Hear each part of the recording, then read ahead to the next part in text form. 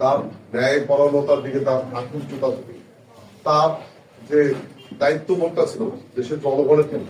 কারণ এই বাংলাদেশ ছেড়ে উনি বাইরের দেশে গিয়ে শান্তিতে বসবাস করতে পারতো, ছেলেকে হারাতে হতো না, এত কষ্ট করতে হতো না।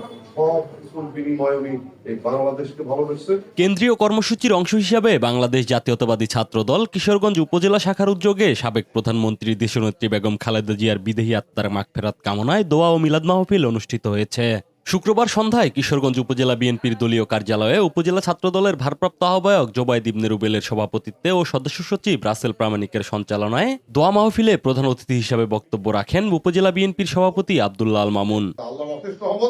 আল্লাহ সৎ পথে থাকলে, ভালো ছেলে, দেশের ভালো ছেলে, মানুষের ভালো ছেলে আল্লাহ যে সম্মানিত করে, সেটা উজ্জ্বল দৃষ্টান্ত আমার নেত্রী এবং আজকে তাকে যে স্পট, তাকে যে সম্মান দিল, আর একজন সেই দাম্ভিক ভাবে 17 বছর ক্ষমতা চালায় আজকে দেশে পালিয়ে গেল।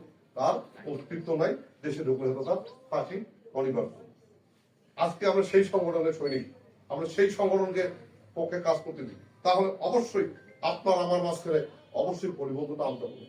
এ সময় সৈয়দপুর রাজনৈতিক জেলা বিএনপির সহ সাংগঠনিক সম্পাদক দেলোয়ার হোসেন, কিশোরগঞ্জ উপজেলা বিএনপির সাধারণ সম্পাদক এ.কে.এম তাজুল ইসলাম ডালিম, সাংগঠনিক সম্পাদক ইবনে সাইদ সুজন, উপজেলা যুবদলের সভাপতি মাহমুদুল হক টিপু, সিনিয়র সভাপতি বেলায়েত হোসেন বিলু, কৃষক দলের সাধারণ সম্পাদক মোর্শেদুল ইসলাম, স্বেচ্ছাসেবক দলের জেলা আহ্বায়ক কমিটির সদস্য আলমগীর হোসেন, পলাশ ইসলাম, বেসরকারি বিশ্ববিদ্যালয় ছাত্রদলের যুগ্ম সাধারণ সম্পাদক আহসান হাবিব তাসুম সহ ছাত্রদলের নেতাকর্মীরা উপস্থিত ছিলেন।